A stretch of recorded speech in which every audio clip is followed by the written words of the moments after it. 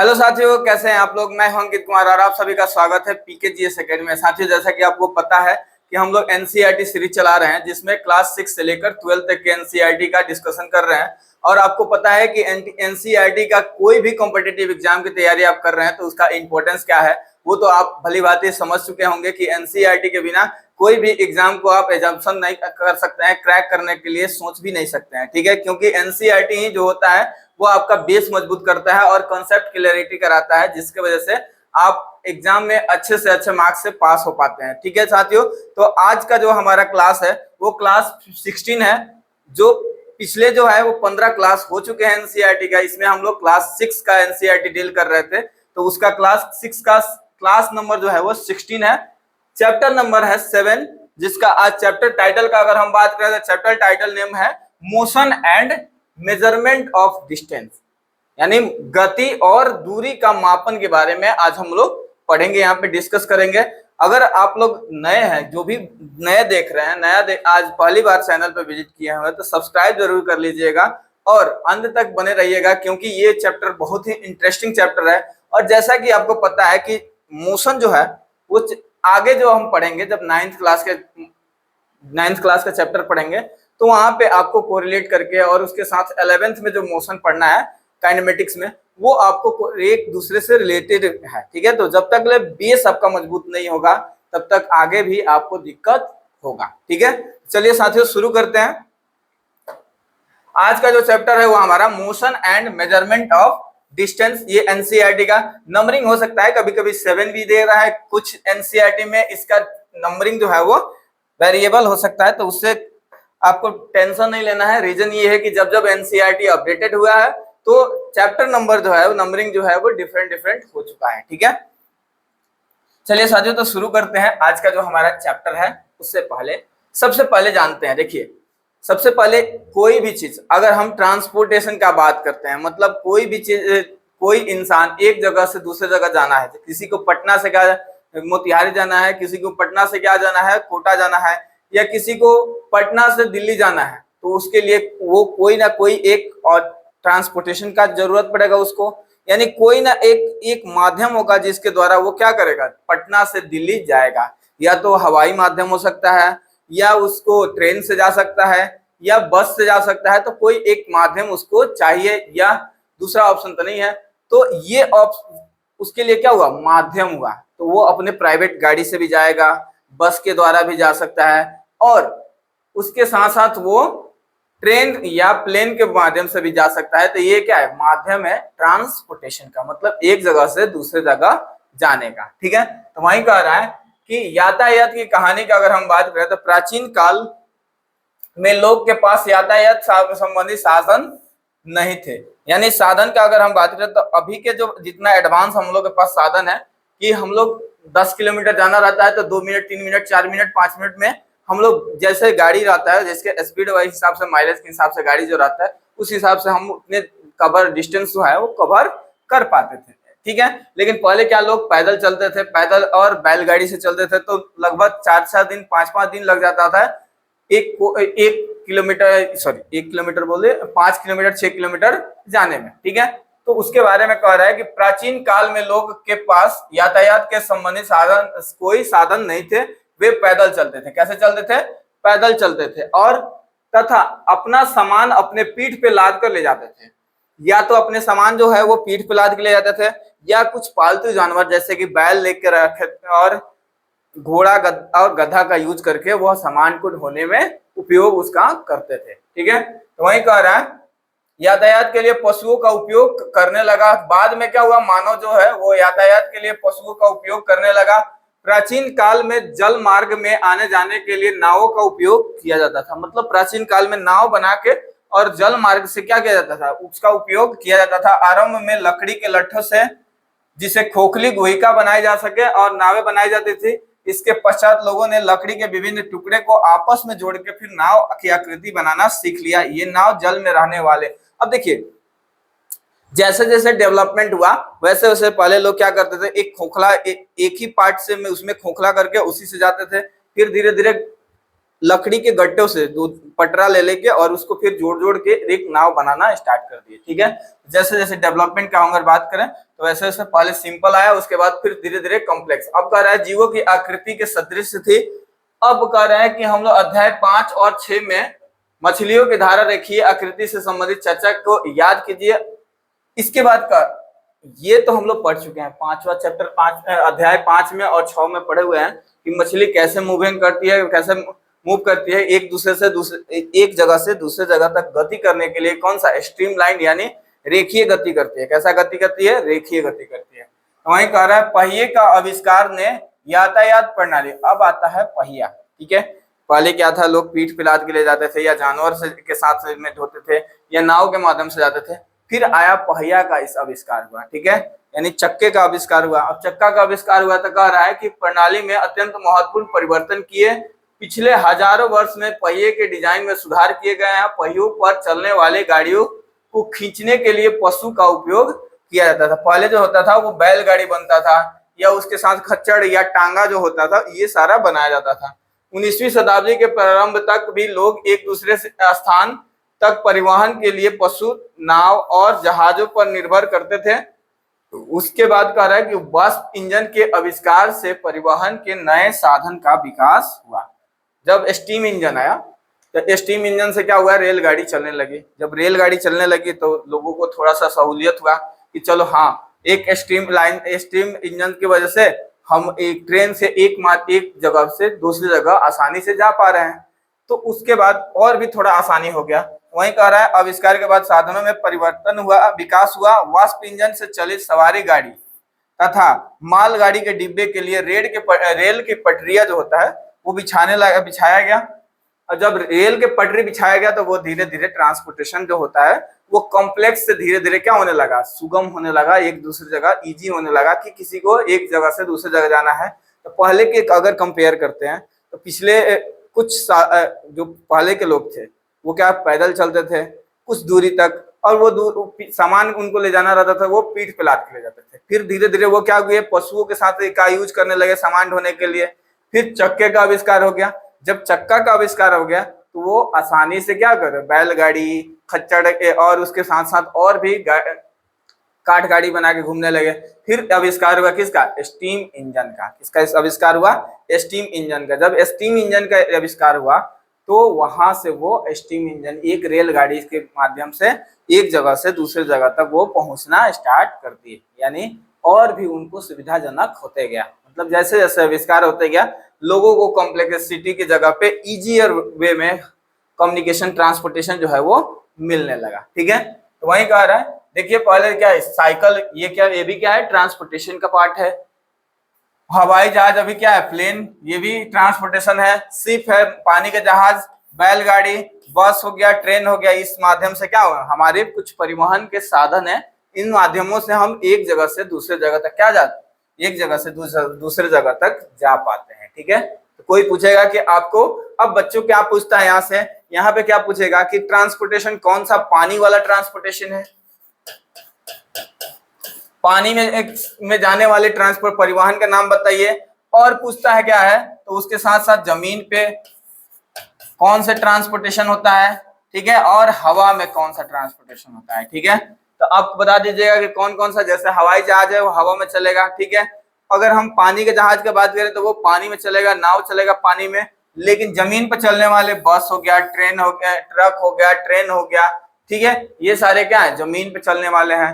अब यहाँ से कोई पूछ देता है कि रेलगाड़ी कहाँ चलती है, तो पटरियों पर चलती है। कहाँ चलती है, पटरियों पर चलती है। तो उसका स्पेशल रूट बनाया जाता है, स्पेशल ट्रैक बिछाया जाता है, जिसके माध्यम से वो क्या एक जगह से दूसरे जगह तक अपने परिवहन, एक जगह से दूसरी जगह तक वो परिवहन के माध्यम से एक दूसरे जगह तक पहुंचा पाती है। ठीक है, चलिए, कह रहा है कि निर्माण के इसके पश्चात मोटर कार, ट्रक तथा बस जैसे स्वचालित वाहन आए। जल पर परिवहन साधन के रूप में मोटर से चलने वाली नाव हो गए, धीरे धीरे डेवलप हुआ। पहले हाथ से चलाते थे, फिर मोटर का डेवलपमेंट हो गया, मोटर से चलने लगे नाव, जहाज चलने का उपयोग होने लगा। 19वीं शताब्दी के प्रारंभ में वायुयान का विकास हुआ। जब 19वीं शताब्दी आए तो उस समय क्या है, वायुयान जो है वो एरोप्लेन जो है उसका आविष्कार हो गया। उसके बाद कह रहा है जिसमें बाद में सुधार किए गए और इन्हें यात्री तथा सामान ले जाने के योग्य बनाया गया। विद्युत रेलगाड़ी, उसके बाद धीरे धीरे इलेक्ट्रिसिटी से चलने वाली रेलगाड़ी आई, पहले कोयला से चलने वाली थी। उसके बाद एकल रेल, जो एक पटरी रेल जिसको बोलते हैं। उसके बाद सुपरसोनिक और वायुयान, अंतरिक्षयान 20वीं शताब्दी के कुछ योगदान है। मतलब हम एक बात करें तो जितना ट्रांसपोर्टेशन में हम धीरे धीरे करके डेवलपमेंट करते गए, यानी परिवहन का अगर हम बात करें तो पहले क्या हम लोग के लिए एक जगह से जाना दूसरी जगह तक जाना बहुत ही कठिन होता था। आज वो चीज हमारे संसाधन और परिवहन के माध्यम से क्या हो गया है, आसान हो गया है। ठीक है, तो परिवहन हमारे लिए क्या हुआ है, इजी, यानी काम को क्या कर दिया, आसान कर दिया। जैसे अभी किसी को बोला जाए कि हाँ आपको 10 किलोमीटर दूर जाना है तो कोई टेंशन नहीं, वो क्या करेगा, बाइक उठाएगा, 10 किलोमीटर दूर में 2 या 3 मिनट में वो पहुंच जाएगा। ठीक है, लेकिन वही चीज पहले क्या होता था कि वो 10 किलोमीटर पैदल जाते थे। ठीक है, तो उसमें बहुत ही समय लगता था, लगभग उनको 3 घंटा 4 घंटा 5 घंटा भी लग सकता था। ठीक है,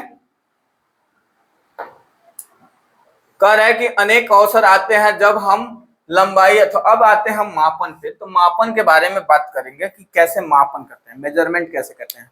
इससे पहले हम लोग पढ़े ट्रांसपोर्टेशन, ट्रांसपोर्टेशन के बाद हम लोग बात करेंगे मापन का, मेजरमेंट का। ठीक है, यानी अगर आपको बोला जाए कि 1 किलोमीटर जाना है तो 1 किलोमीटर आप मेजर किससे कीजिएगा कि आप 1 किलोमीटर गए हैं। ठीक है, आपको बोला जाए कि 100 सेंटीमीटर का एक गट्टा लेके आइए तो 100 सेंटीमीटर आप मेजर किससे कीजिएगा कि आप 100 सेंटीमीटर ही का गड्ढा ही लेके आए हैं। ठीक है, तो उसके लिए हम बात कर रहे हैं। ठीक है, तो कह रहे हैं ऐसे अवसर आते हैं जब हमें लंबाई अथवा दूरियां मापने की आवश्यकता होती है।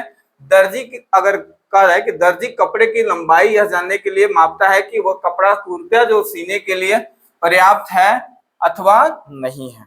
मतलब अगर आप दर्जी के पास गए हैं कपड़ा सिलवाने तो उसको बोलिए, वो आपको बोलेगा कि 2 मीटर कपड़ा लेके आइए, 2 मीटर कपड़ा लेकर आइए और उससे क्या हो जाएगा, आपका कपड़ा बन जाएगा, जो होगा वो कपड़ा बन जाएगा। ठीक है, लेकिन उसको कैसे पता, तो वो मेजरमेंट करता है। वो क्या करता है, मेजरमेंट करके वो पता लगा लेता है कि आपके शरीर में 2 मीटर में आपका कपड़ा जो है वो आसानी से बन जाएगा। ठीक है, वैसे ही बड़े को आप बोल देते हैं कि हाँ हमको 6x6 का पलंग चाहिए या 6x4 का 4 का पलंग चाहिए, तो उसी के अकॉर्डिंग वो क्या करता है, मेजरमेंट करके वो बनाता है। ठीक है, तो बिना मेजरमेंट का कोई भी चीज आसानी से नहीं बन पाता। तो वही कह रहा है कि चौड़ाई इसलिए मापता है ताकि यह जान सके कि अलमारी का दरवाजा बनाने के लिए कितनी लकड़ियों की आवश्यकता होगी। किसी किसान को अपने खेत की लंबाई तथा अथवा चौड़ाई, उसके क्षेत्रफल जानने के लिए इसलिए आवश्यकता होती है ताकि यह जान जाए कि वो अपने खेत में कितने बीज बो सकता है।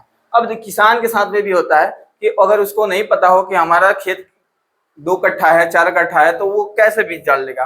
ठीक है, 1 एकड़ है 2 एकड़ है तो वो बीज कैसे डालेगा उसके बारे में, तो वो बीज जब तक ले डालने का बात करेगा तो उसको एक मेजरमेंट किया रहेगा, मेजर करके उसको पता करना होगा कि वो क्या करे, आसानी से उसमें बीज बो सके। तो कह रहा है तथा उसे अपनी फसलों के लिए कितने जल की आवश्यकता होगी। ठीक है, अब आता है मेजरमेंट कैसे करेंगे, मेजरमेंट क्यों करेंगे, उसका जरूरी क्या है। तो अगर हमको कमरा कितना लंबा है उसको पता करना है, यानी जनरली हमको किसी का लेंथ विड्थ पता करना है, तभी हम क्या कर सकते हैं, मेजरमेंट करते हैं। ठीक है, डेस्क कितना चौड़ा है, दिल्ली और लखनऊ के बीच में दूरी कितनी है, पृथ्वी और चंद्रमा के बीच में दूरी कितनी है, इन सब को मापने के लिए हमको किसका जरूरत पड़ता है, मेजरमेंट का जरूरत पड़ता है। ठीक है, अब मापन का बात करते हैं कि कौन कौन से मापन है। कुछ मापन का बात कर लेते हैं।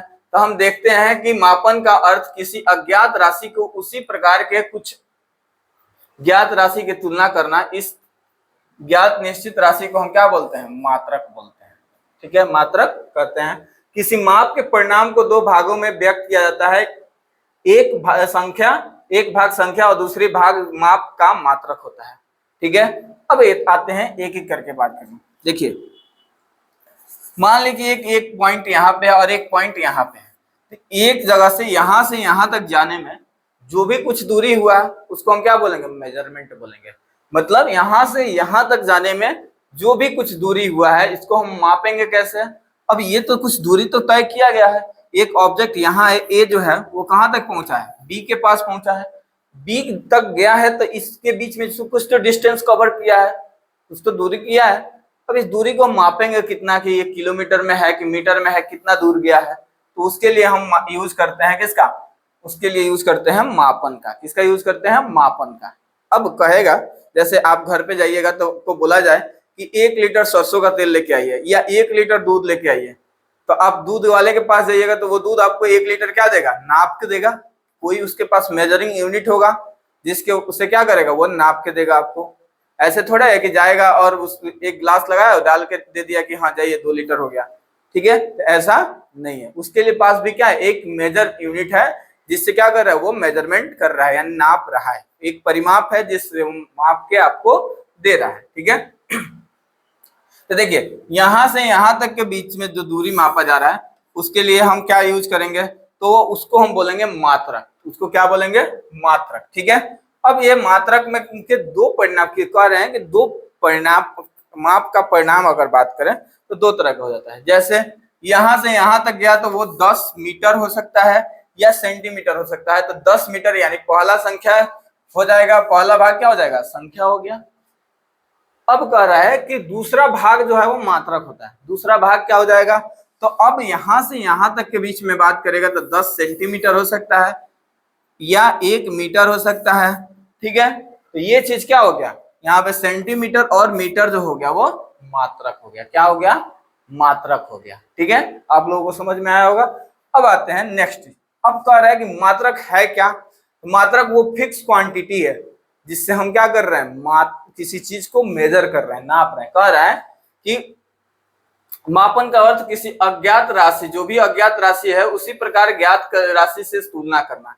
मतलब अगर कोई बोले कि मापन क्या है, तो हमको क्या, ज्ञात राशि से अज्ञात राशि का तुलना करना ही क्या कहलाता है, मापन कहलाता है। तो यहाँ से आपको डेफिनेशन भी मिल गया कि मापन क्या होता है, ठीक है।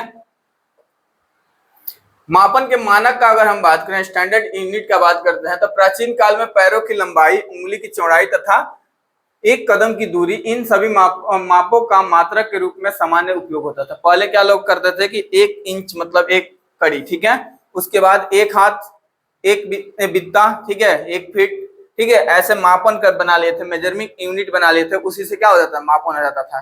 जैसे गांव में देखिएगा कि जमीन मापन होता था तो पैर से ही माप दिया जाता था, ठीक है, या हाथ से मापा जाता था कि हाँ इतना हाथ हुआ तो मतलब इतना गज जो होगा वो इतना एकड़ जमीन है, ठीक है। तो ये मेजरमेंट यूनिट था। उसके बाद आया, कह रहा है कि हड़प्पा सभ्यता के लोग ने अवश्य ही लंबाई के बहुत अच्छे मापन का उपयोग किया होगा, क्योंकि यह खुदाई से परिशुद्ध ज्यामितीय रचनाओं को देखने के प्रभावित होता है। मतलब जब हड़प्पा का खुदाई होता है तो उसमें देखा जाता है कि पूरी तरह से वो ज्योमेट्रिकल बेसिस पे घर बना हुआ है। तो उसको यानी वो लोग पहले से ही लंबाई को अच्छी तरह से मापन का उपयोग किए थे, मेजर करके बनाए हुए थे, ठीक है। अब कह रहा है कि कोहनी से उंगली की छोर तक लंबाई, जिसे हाथ कहते हैं, लंबाई के मात्रक के रूप में प्राचीन मिस्र में उपयोग किया जाता था, जिसे संसार के अन्य भागों में मान्यता प्राप्त थी। पहले क्या था कि कोहनी से यहाँ से लेकर यहाँ तक के बीच की दूरी को हाथ बोलते थे और इसी हाथ से हम मापन कर लेते थे कि हाँ कितना हाथ का चाहिए। तो बोल दिया जाता कि हाँ 5 हाथ का चाहिए या 6 हाथ का चाहिए, तो उसी के मेजरमेंट के अकॉर्डिंग हम क्या करते थे, दूसरा सामान जो रिक्वायरमेंट होता था उसको भी नाप के वहां पे फिट कर लेते थे, ठीक है। कह रहा है कि संसार में विभिन्न भागों के लोगों के लंबाई की मात्रा के रूप में फुट का उपयोग करते थे। किसका उपयोग करते थे, फुट का उपयोग करते थे, ठीक है। अलग अलग क्षेत्र में फुट की लंबाई थोड़ी भिन्न होती है। देखिए अभी भी क्या होता है ना कि अलग अलग क्षेत्र में जब तक स्टैंडर्ड यूनिट नहीं है तब तक अलग अलग क्षेत्र में क्या होता है कि हाथ जो होता है, सबका हाथ एक जैसा नहीं होगा, किसी का लंबा होता है ज्यादा, किसी का छोटा होगा।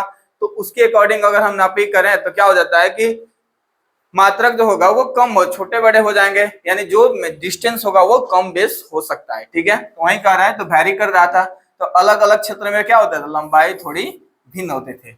लोग 1 गज कपड़ा फैली बाहों को सिरे के ठोड़ी तक मापते थे और रोमवासी जो थे वो अपने पग और अथवा कदम की लंबाई से क्या, कदम से क्या लंबाई मापते थे। यानी जो रोमवासी थे, रोम में रहने वाले थे, वो पग यानी पैर से जो होता है 1 कदम की दूरी मापे तो वो क्या लंबाई माप लेते थे, दूरी माप लेते थे, कितना दूर पे हम गए हुए हैं, ठीक है।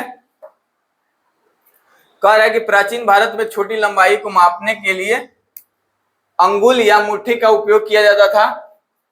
आज भी भारत के कई शहरों में हम पुष्प विक्रेता को पुष्प के हारों को बेचते समय अपनी भुजाओं का उपयोग की लंबाई के मात्रक के रूप में करते हुए देख सकते हैं। सुविधा अनुसार शरीर के ऐसे बहुत से भाग का मात्रक के रूप में उपयोग होता रहा है। ठीक है, अलग अलग भागों का मात्रक के रूप में उपयोग किया जाता है। तो ये रहा है मापन। ठीक है, अब कह रहा है कि तथापि प्रत्येक व्यक्ति के शरीर के मापों के थोड़ी भिन्नता हो सकती है। अब जरूरी नहीं है कि कोई 6 फीट का आदमी है तो उसका हाथ जो है वो 5 मीटर का ही सॉरी 1 मीटर का ही हो, हाफ मीटर का ही हो, तो ऐसा नहीं है। ठीक है, तो उसकी मापन में क्या हो सकती है, विभिन्नता आ सकती है, डिफरेंस आ सकते हैं। तो हाइट के अनुसार क्या होता है, मापन भी क्या हो जाता है, चेंज हो जाता है। ठीक है, बदल जाता है। ठीक है, तो वही कह रहा है शायद इसी कारण मापन की उलझने आई होगी। वर्ष 1790 में फ्रांसीसियो ने मापन का एक मानक प्रणाली की रचना की जिसे हम मीट्रिक पद्धति कहते हैं। ठीक है, यानी सबसे पहले मीट्रिक पद्धति कब आया था, तो 1790 में। ठीक है, किसने किया था, तो फ्रांसीसियो ने खोज किया था। ठीक है, एक समानता के लिए समस्त संसार के वैज्ञानिकों ने मापन के लिए मानक मात्रकों का एक सेट स्वीकार कर लिया। आजकल जिसे हम मात्रक प्रणाली का उपयोग हो रहा है उसे हम अंतरराष्ट्रीय, जिसको SI यूनिट बोलते हैं, अंतरराष्ट्रीय मात्रक प्रणाली जिसको, ठीक है, बोलते हैं, यानी SI मात्रक कहते हैं। ठीक है, यानी जो अभी हम लोग यूज कर रहे हैं, जैसे मीटर यूज कर रहे हैं, लंबाई के लिए क्या हो जाता है, मीटर हो जाता है। अगर हम इंटेंसिटी के लिए बात करेंगे तो कैंडेला हो जाएगा, वॉल्यूम के लिए बात करेंगे तो वॉल्यूम मीटर स्क्वायर क्यूब हो जाएगा। तो वो चीज क्या होता है, धीरे धीरे ये चीज डेवलप होते गया। तो लंबाई के लिए अलग, टेम्परेचर के लिए केल्विन हो गया। तो ये सारे स्टैंडर्ड यूनिट हो गए। ठीक है, टोटल 7 स्टैंडर्ड यूनिट माना गया। अब यहाँ पे आते हैं हम, कह रहा है कि मीटर पैमाना दिखाया गया कि इसमें आपके ज्यामिति बॉक्स में 15 सेंटीमीटर का पैमाना भी दिखाया गया है। यानी प्रत्येक मीटर को हम 100 के बराबर भागों में विभाजित किया जाता है जिसे हम सेंटीमीटर कहते हैं। यानी यहां से एक चीज आ जाता है कि अगर हम मैट्रिक सिस्टम का बात करते हैं तो मैट्रिक सिस्टम में एक चीज याद रखिएगा, 1 मीटर इज इक्वल टू कितना, इसको 100 भाग करेंगे तो 100 भाग यानी 100 सेंटीमीटर। कितना हो जाएगा, 1 metre is equal to 100 centimetre.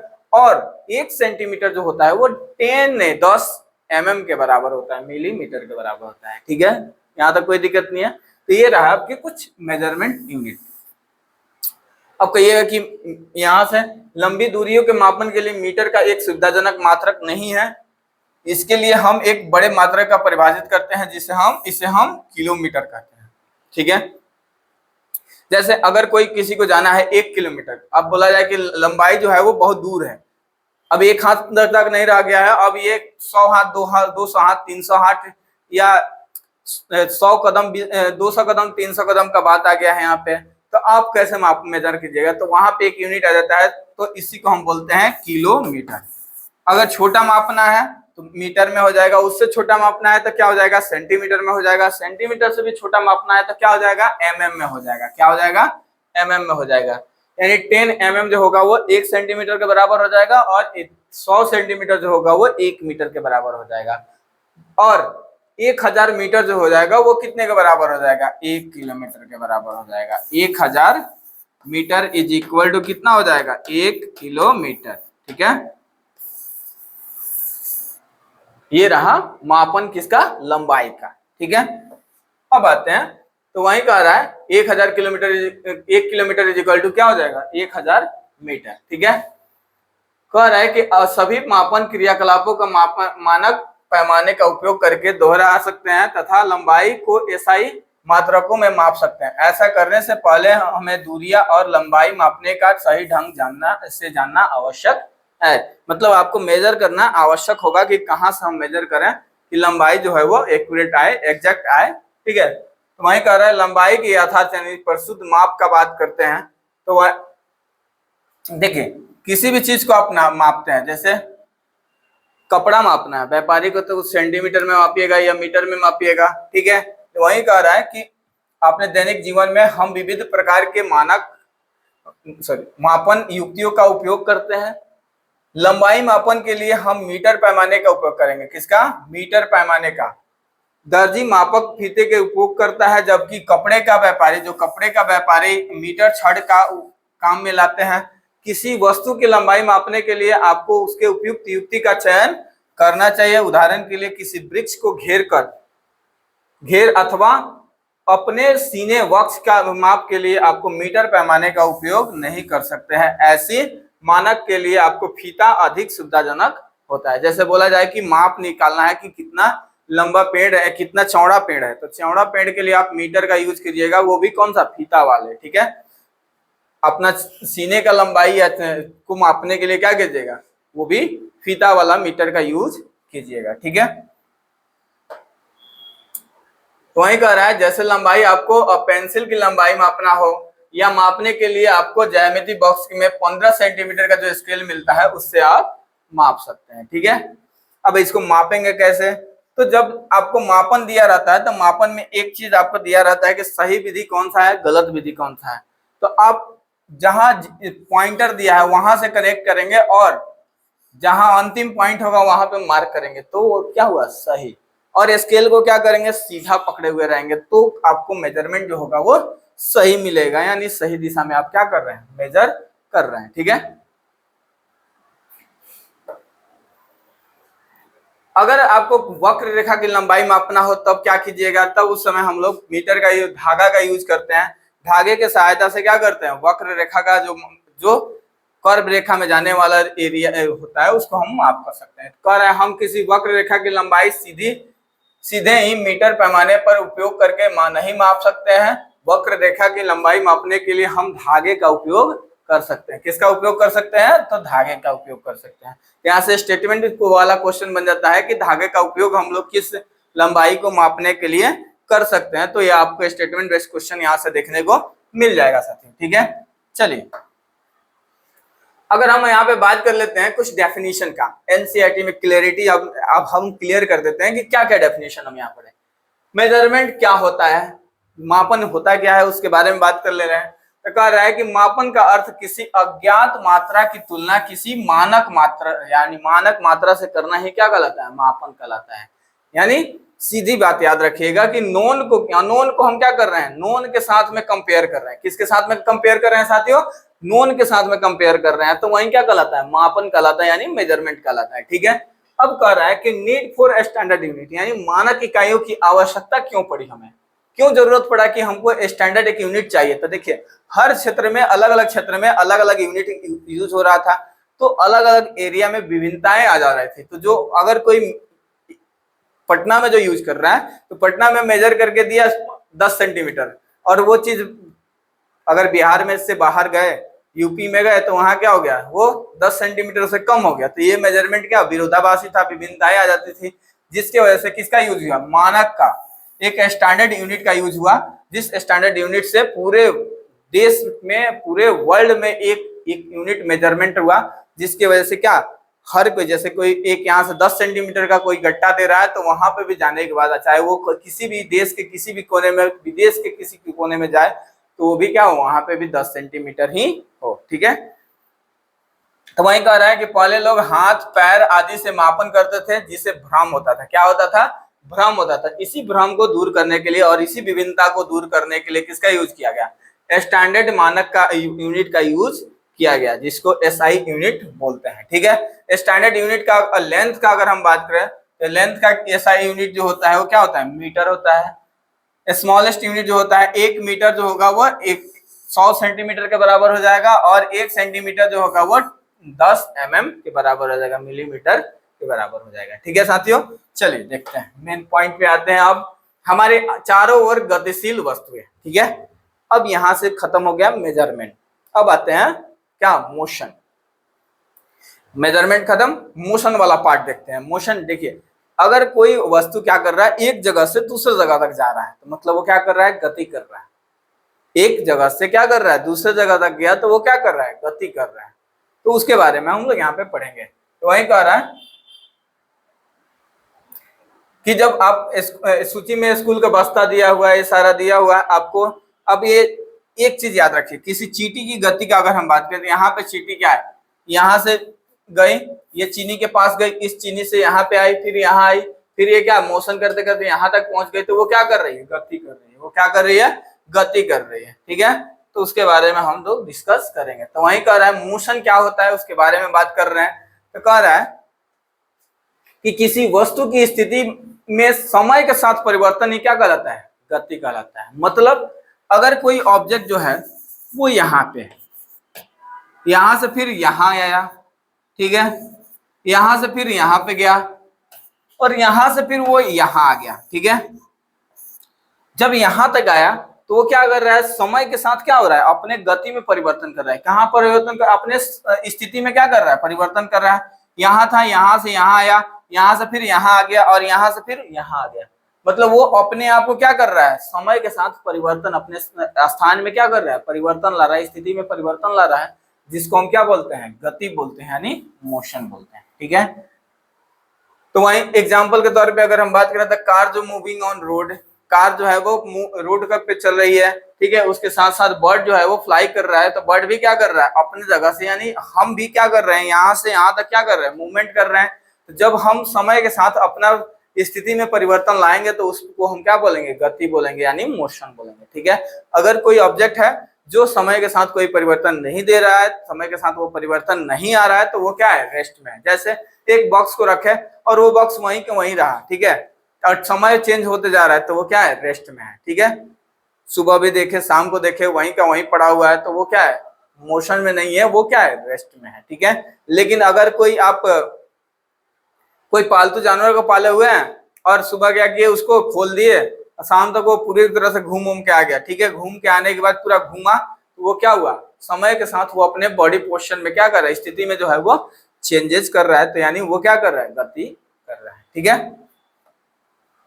Next अगर हम बात करें गति के प्रकार, तो गति के टाइप्स का अगर हम बात करेंगे साथियों, तो यहाँ पे हम लोग मेनली 4 तरह के गति के बारे में पढ़ेंगे, तो वहां एक एक करके देखते हैं। ठीक है, तो कह रहा है कि आपने सीधी सड़क पर किसी वाहन की गति या किसी परेड में सिपाहियों का मार्च पास करते की गति अथवा किसी गिरते हुए पत्थर की गति का प्रेक्षण किया होगा, सब कोई देखा है, देखे होंगे। तो कह रहा है कि किस प्रकार की गति है, 100 मीटर के दौड़ में प्रतियोगिता में धावक भी सरल रेखा के अनुदिश दौड़ते हैं। क्या आपने चारों ओर देखकर इसकी प्रकार के और अधिक उदाहरण सोच सकते हैं। ठीक है, तो अगर हम बात करें कि अलग अलग तरह से कोई दौड़ रहा है, जैसे 100 मीटर के रेस में जो होगा वो 100 मीटर में क्या होगा, एक ही दिशा में दौड़ेगा। तो कह रहा है इन सभी उदाहरणों में हम ये देखते हैं कि वस्तु सरल रेखा के अनुदिश गति कर रही है। इस प्रकार की गति को हम क्या बोलते हैं, सरल रेखीय गति बोलते हैं। ठीक है, मतलब यहां से याद रखिएगा कि सरल रेखा में अगर, यानी जो स्ट्रेट लाइन मोशन कर रहा है, अगर कोई भी ऑब्जेक्ट है जो सीधे क्या स्ट्रेट लाइन मोशन कर रहा है, यहां से यहां तक गया, तो उसको हम बोलेंगे कि ये क्या कर रहा है, ये स्ट्रेट लाइन मोशन कर रहा है। ठीक है, एक जगह से दूसरे स्ट्रेट लाइन मोशन कहलाएगा, यानी रेखीय, सरल रेखीय गति कहलाता है। ठीक है, नेक्स्ट अगर हम बात करें तो अगर हम एक पत्थर लीजिए और इसे धागा में बांधे, देखिए धागा में बांधे, या फैन चल रहा है, ठीक है, या हम पत्थर लेके उसको घुमा रहे हैं, तो घुमाते घुमाते क्या होगा, वो किस मोशन में मूव कर रहा है। तो वही कर रहा है, अपने हाथ में तेजी से घुमाइए, पत्थर की गति को ध्यान से देखिए। हम देखते हैं कि पत्थर के वृत्तीय पथ, कैसा पथ कर रहा है, वृत्तीय, यानी सर्कुलर मोशन कर रहा है। कैसा मोशन करने लगा, सर्कुलर मोशन कर रहा है। फैन जो है वो कैसे वर्टिकल गति कर रहा है। वहीं अगर हम इसका बात कर रहे हैं तो ये भी क्या कर रहा है, वर्टिकल गति कर रहा है, क्योंकि ये भी मूव कर रहा है। ये क्या कर रहा है, तो ये यहाँ पे भी आपको दिखाई दे रहा है, तो वो भी क्या है, वर्टिकल गति कर रहा है। ठीक है, तो उसके बारे में भी एक एक करके देखेंगे। ठीक है, कह रहा है कि इस गति में पत्थर आपके हाथ में दूरी समान दूरी पर रहता है, इस प्रकार की गति को हम क्या बोलते हैं, वर्टिकल गति कहते हैं। ठीक है, यानी जो एक एरिया में घूम रहा है, ऐसे घूम रहा है, तो ये क्या वर्टिकल गति कहलाएगा। ठीक है, अब आते हैं मेन, यहाँ पे बिजली के पंखों की पंखुड़ियों का अगर हम अंकित किसी चिन्ह के बात कर लें, या घड़ी के जो सुई का बात कर लें, वो भी क्या है, वर्टिकल गति। अब यहाँ से डायरेक्ट क्वेश्चन पूछता है कि कौन सा इसमें से वर्टिकल गति करता है, वह पाया कौन कौन सा जो है एग्जाम्पल दिया हुआ है उसमें से आपको बताना होगा, तो वो आप बता सकते हैं। बिजली का पंखा हो गया, घड़ी हो गया, अपने स्थान से दूसरे स्थान तक गति नहीं कर सकते हैं, परंतु पंखे पंखुड़िया का घूर्णन, पंखुड़िया का क्या करता है, घूर्णन करती है, घूमता है। अब कह रहा है ऐसा घड़ी के सुइया भी करती है। यदि हम पंखे पंखुड़िया और घड़ियों के सुइयों के पर किन्हीं किसी प्रकार का कोई चिन्ह अंकित कर दे तो वो घूर्णन करते समय पंखे अथवा घड़ी के केंद्र में की दूरी पे समान दूरी पर रहेगी। मतलब ये पंखा घूम रहा है वो समान दूरी पे ही घूमेगा, तो इसको हम वर्टिकल गति बोलेंगे। ठीक है, तो वही कह रहा है कुछ प्रकरण में कुछ एक वस्तु एक निश्चित समय पर, एक निश्चित समय अंतराल पे के बाद अपनी गति को दोहराती है, इस प्रकार की गति को हम कैसा बोलते हैं? आवर्ती गति बोलते हैं। ठीक है, मतलब झूला पे आप लोग सबको ही बैठे होंगे, तो वह निश्चित समय में क्या कर रही है? अपना जो पथ है उसको क्या कर रही है? दोहरा रही है, तो उसको हम बोलेंगे वर्टिकल आवर्ती गति। क्या बोलेंगे? आवर्ती गति। ठीक है, उसके साथ अगर हम बात करें पेंडुलम क्लॉक का, तो वो भी क्या करता है? आवर्ती गति करता है। वहीं कह रहा है कि दूसरे हाथ से पत्थर को खींचिए। अब इसमें कह रहा है कि गति आवर्ती का एक उदाहरण है वृक्ष की शाखा का इधर उधर लहराना, झूला झूलते बच्चे की गति, सितार की डोरिया की गति और बजते हुए ढोलों की झिल्लियों की गति को जो आवर्ती का उदाहरण है। अब यहाँ से डायरेक्ट आपको एनसीईआरटी में पहले ही दे दिया है कि कौन कौन से आवर्ती गति करते हैं। तो झूला हो गया, झूला पर झूलते हुए बच्चे की गति, सितार की डोरिया हो गया, पेंडुलम क्लॉक हो गया। उसके अलावा और क्या कर, वृक्ष की शाखा जो है वो इधर उधर मूव करता है। जब आंधी चलते हुए तो देखिएगा वृक्ष का शाखा जो होगा वो अपने स्थान से एक ही जगह पे करता है, तो वो कौन सा गति कर रहा है? तो आवर्ती गति कर रहा है, यानी उसको हम पीरियोडिक मोशन बोलेंगे। क्या बोलेंगे? पीरियोडिक मोशन बोलेंगे। ठीक है, देखिए ये जो है बच्ची क्या करे, एक इधर से झूला दे रहा है तो ये आगे जाएगी, फिर आगे जाने के बाद फिर क्या होगा? पीछे की तरफ जाएगी, फिर पीछे की तरफ से क्या आगे की तरफ जाएगी, तो ये कौन सा मोशन कर रही है? तो ये आवर्ती मोशन कर रही है। इसको अगर हम बात करते हैं, ये भी क्या कर रहा है? आवर्ती मोशन कर रहा है। सितार जो है वो भी क्या कर रहा है? आवर्ती मोशन कर रहा है। ये घंटी जो है मंदिर का, ये भी क्या? आवर्ती। अगर आप हिलाइएगा तो क्या आगे और पीछे जाएगा, मतलब वो भी क्या कर रहा है? आवर्ती मोशन कर रहा है। पेंडुलम क्लॉक का बात करेंगे तो वो भी क्या करता है? यहाँ से यहाँ जाएगा, यहाँ से फिर यहाँ आएगा, मतलब वो भी क्या? आवर्ती यानी पीरियोडिक मोशन कर रहा है। ठीक है, अगर सर्कल में घूम रहा है, ऐसे घूम रहा है, तो वो कैसा? आवर्त, जिसको हम लोग वृत्तीय गति बोलते हैं। ठीक है,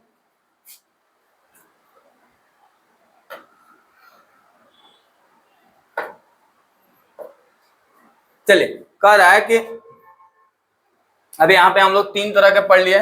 पहला क्या पढ़े? स्ट्रेट लाइन मोशन, दूसरा पढ़े सर्कुलर मोशन, तीसरा पढ़ लिए पीरियोडिक मोशन। ठीक है, अब पीरियोडिक मोशन के बाद हम लोग बात करेंगे तो चौथा क्या है? चौथा के बारे में बात कर लेते हैं। ठीक है, तो कह रहा है कि इसे हम जानकारी मिलती है कि कोई भी किसी वस्तु धीमी अथवा तीव्र गति से कर रही है तो फर्श में घोंघे का रेंगना, तितली का एक पुष्प से दूसरे पुष्प पर मंडराना, या नदी प्रवाहित होना, वायुयान का वायु में ऊंचाइयों पर उड़ना, या पृथ्वी से पारित, अब यहाँ से कह रहा है पृथ्वी के पारित चंद्रमा द्वारा गति करना, हमारे शरीर के रुधिर में जो हमारा ब्लड होता है वो परिसंचरण करना आदि का उदाहरण हमारे चारों तरफ अनेक स्थान में होने वाली गतियों को क्या करता है? दर्शाता है। जितने भी गति हो रहे हैं, जैसे हमारे शरीर में ब्लड फ्लो कर रहा है, हम चल पा रहे हैं, ठीक है, सांस ले पा रहे हैं, ठीक है, या कोई भी काम जो हवा में पेड़ पौधे क्या कर रहे हैं? हिल रहे हैं, डोल रहे हैं, ठीक है, एक जगह से दूसरी जगह कीट पतंग उड़ रहा है, ये सारा क्या है? गति का उदाहरण है। ठीक है, हवाई जहाज चल रहा है, ये भी क्या है? गति का उदाहरण है। ठीक है, तो यहाँ पे अगर हम बात करें क्या क्या पढ़ लिए, तो पढ़े हम वर्टिकल गति। वर्टिकल गति कौन कौन सा है तो वो याद रखिएगा।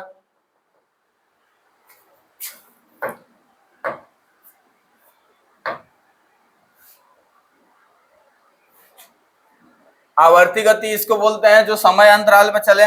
वर्टिकल गति वो होता है जो क्या करे? कह रहा है कि पत्थर जो अगर हम हाथ में क्या पत्थर एक डोरी में बांध के और घुमा रहे हैं, उसको घुमाते घुमाते अगर घुमा रहे हैं तो वो क्या कर रहा है? वर्टिकल गति कर रहा है। कौन सा गति कर रहा है? वर्टिकल गति कर रहा है। और उस गति को, या इलेक्ट्रिक फैन है तो यहाँ पे कह रहा है the motion of points marked on the blade on electric fan and hands of clock, जो हाथ का घड़ी जो होता है वो अब ये क्या कर रहा है? सर्कुलर मोशन कर रहा है। ठीक है, ये कौन सा मोशन कर रहा है? सर्कुलर मोशन कर रहा है, यानी वृत्तीय गति कर रहा है। ठीक है,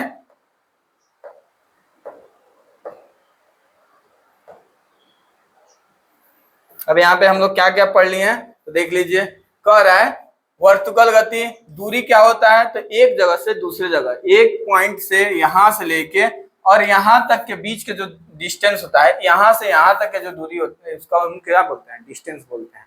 ठीक है, तो वही कह रहा है कि position of an object with time the change in the position, मतलब एक ऑब्जेक्ट जो है वो यहां से लेके यहां तक गया तो वो क्या किया, गति किया, मतलब जो पोजीशन चेंज किया। तो वही कह रहा है the change in this position can be determine through the distance, किसके द्वारा डिटरमाइन किया जाता है, डिस्टेंस मेजरमेंट, यानी ए के से बी के बीच में तय की गई जो दूरी जो है, जो भी डिस्प्लेसमेंट जो यहाँ से यहाँ तक गया है उसको हम बोलेंगे, जो चेंजेस दिखाई दे रहा है उसको हम क्या बोलेंगे, डिस्टेंस या दूरी बोलते हैं। ठीक है, यानी ए से बी के बीच में जो गया है उसको हम बोलेंगे दूरी। ठीक है, और यहाँ से यहाँ तक के जो स्थिति में परिवर्तन हुआ है उसको हम क्या बोलेंगे, मोशन बोलेंगे, यानी गति बोलेंगे। ठीक है, अब कह रहा है this is allowed to know how fast और slow motion is, this movement of snails on ground, butterfly flighting on flower and river flowing, aeroplane flying, moon going through the earth and blood flowing inside the body, so there is motion in every around us। ये हमारे शरीर में सारे motion होते हैं। अब यहाँ पे हम लोग क्या क्या पढ़े थे, मापन पढ़े थे। मापन क्या होगा, तो अनोन से नोन, यानी हम क्या कर रहे हैं, अनोन को किससे, नोन से माप रहे हैं, तो उस प्रोसेस को हम बोलेंगे मेजरमेंट या मापन। ठीक है, दूसरा गति, समय के साथ स्थिति में परिवर्तन क्या कहलाता है, गति कहलाता है। आवर्ती गति, ठीक है, उसके बाद हम लोग पढ़े रेखीय गति, एसआई मात्रक, जो सब जगह क्या हो, स्टैंडर्ड यूनिट हो, जो सारे जगह क्या हो, एक जैसा हो। ठीक है, मापन के मात्रक भी हम लोग पढ़ लिए। पहले क्या होगा, नंबर दो प्रकार हो गया, पहला नंबर में होगा और दूसरा जो लगा होगा वो क्या होगा, उसका मात्रक हो जाएगा, यानी सेंटीमीटर लगा हुआ है, मीटर लगा हुआ है, तो वो क्या उसका कहलाएगा, मात्रक कहलाएगा। ठीक है साथियों, ये चैप्टर यहीं पे खत्म हो रहा है और इसमें जो भी आपको डाउट होगा, इसका जो क्वेश्चन होगा वो बहुत इंटरेस्टेड है। ये चैप्टर थोड़ा टफ इसलिए नहीं लगा, कि आसान इसलिए लगा क्योंकि ये इंट्रो है। ठीक है, अभी नहीं होता है कि ट्रेलर है ये, और पिक्चर अभी बाकी है, तो पिक्चर जो आएगा वो क्लास 7th के बाद आएगा, 8 में आएगा। ठीक है, पिक्चर अभी नहीं आने वाला है, वो 8 में आएगा, क्योंकि इसके डिटेल्स में हम लोग पढ़ेंगे 8 और 9th क्लास में। तो 8 9 का जो चैप्टर हम डील करेंगे तो वहां पे आपको ये इसका पिक्चर देखने को मिलेगा। ठीक है, और अल्ट्रा पिक्चर जो बात करेंगे, जो हेवी वाला पिक्चर का बात करेंगे, जैसे धुरंधर वाला बात आ गया, तो वो क्या हो जाता है, वो आएगा क्लास 11th में। जो टफेस्ट लेवल जो होता है वो वहां से पूछा जाता है। तो कोई भी कॉम्पिटिटिव एग्जाम जो ग्रेजुएशन लेवल का होता है वो आपको 10th तक ले ही पूछा जाता है, अगर जिसमें जीएस पूछा जाता है। अगर आप पीजीटी या बीपीएससी टीचर की तैयारी कर रहे हैं जिसमें अब पीजीटी है, तो उसमें आपको 11th 12th के भी फिजिक्स का क्वेश्चन पूछा जाता है। ठीक है साथियों, मिलते हैं नेक्स्ट वीडियो में। अगर चैनल पर नए होंगे तो सब्सक्राइब करके जरूर जाइएगा और दोस्तों के साथ शेयर जरूर कर दीजिएगा। धन्यवाद।